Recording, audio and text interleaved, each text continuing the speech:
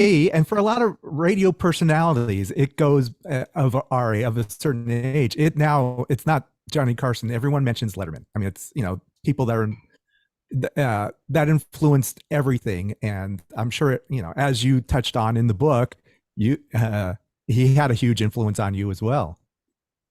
It was beyond huge. I said in the book, I was in Montgomery at that time, working that top 40 job, number one.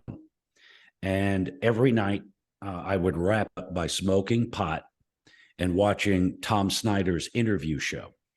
And I loved it. I loved Tom. I thought it was good. And one night, Tom wasn't on. They had some variety show, and I'm pissed.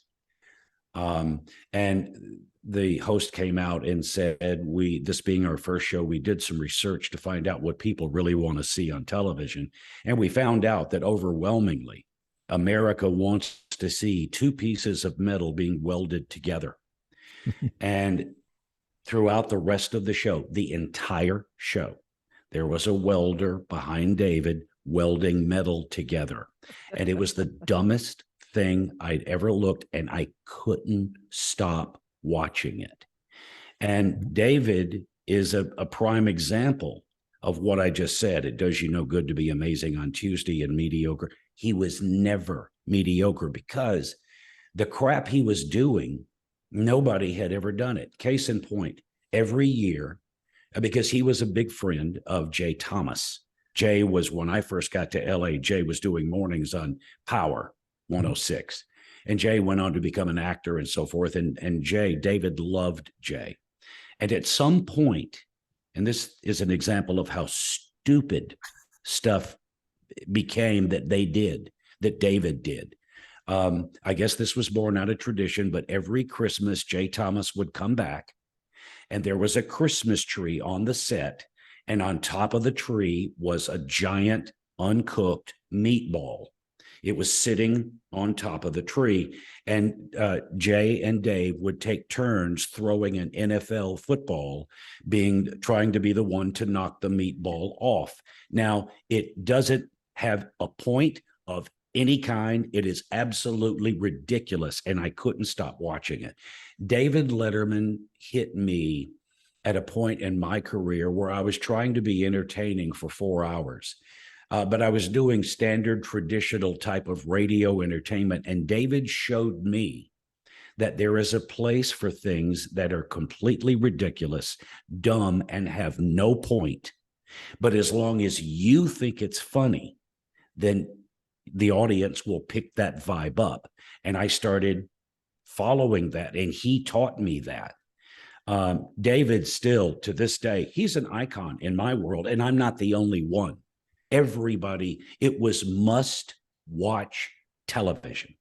And I do think that when Dave moved to the 11:30 on CBS, it was still a good show, but it wasn't that. It was just ridiculous, 12:30 at night, mostly college kids watching, and it changed me as a radio entertainer. And doing something idiotic, you got to meet David Letterman. Can you tell that story, please? Yeah, this is interesting in many ways. I did a very David Letterman thing because of my fandom for the man. I was calling this NBC guy, trying to get an interview with David, and the mistake that I made, or the brilliance of what I did, I would call this NBC guy on the air live, not taped, live. And the audience listened to him tell me no 15 to 20 times when I would request this interview. So like anybody would do, I was frustrated, and I decided to do what most anybody would. I was going to package myself in a box and ship myself to him. So I got a giant cardboard box, and I cut a hole out on the top and 2 holes on the side for my arms. I put a giant mailing label, David Letterman, 30 Rock, NBC, New York. And media covered the whole thing. Every local station was there to watch this dumb thing I was doing. And I got on the airplane, flew to New York, got out of the cab and looked up at 30 Rock, and it hit me what I had done. I have mailed myself to David Letterman to get the interview, and I don't have an interview scheduled. I walked into the lobby. The box was gone by this point. Joke was over. Let's get the interview. And I called the guy and I told him what I had done. And his response was the typical moments of silence until he said, "Oh my God. Okay, stay right there. I'm coming down." He came down to the lobby. He got me. He brought me upstairs and he put me behind the cameras in the camera pit, they call it. He said, "Stay here, watch the show. Don't do anything. Don't say anything. Do not, just don't move. I'll be back."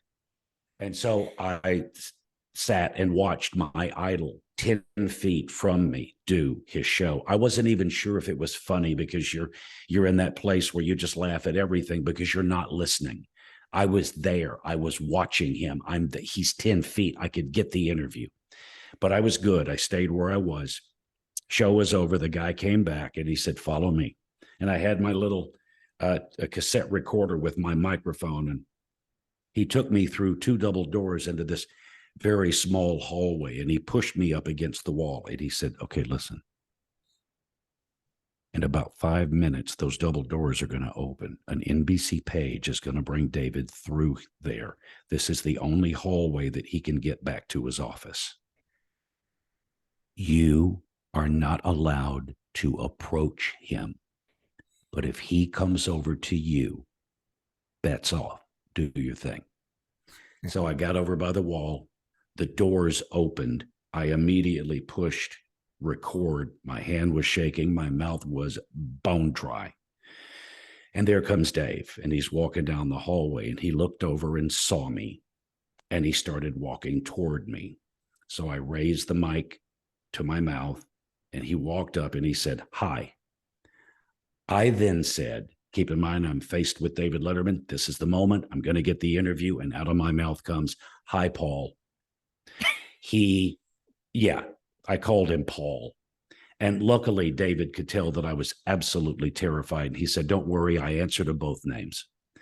And he went on to realize how nervous I was. He didn't know who I was or why I was there, but he threw some jokes out, because he said, "What's your name, sir?" And I said, "Mark Thompson. I work for Y102 in Montgomery, Alabama." And I said, "Do you know Montgomery?" He says, "Of course I do. I have a weekend house there, kind of a weekend place. So I'm there all the time. We should get together, maybe have a beer." It was short. It was quick, but I got the interview. And when it was over, I called the radio station. They were waiting for my call. And I told them that I got it and I would play it the next day at 5 p.m. And when I left Montgomery for this stunt, I was an up-and-coming radio personality. When I landed, there were listeners there. The media was there covering it. And when I landed, I was no longer just a radio personality. I was a local celebrity. This worked, and I say it in the book with the caveat, yes, I didn't accept no, but this was a gimmick. And I left Montgomery with no interview. This could have so easily failed. And if I had come back with no interview, I would have been the joke. So, yeah, that one's one that sticks in my mind. And it was huge for me that I refused the word no, but I never thought past, what if I don't get it? What if I don't get the interview? Which chances are strong I wasn't going to.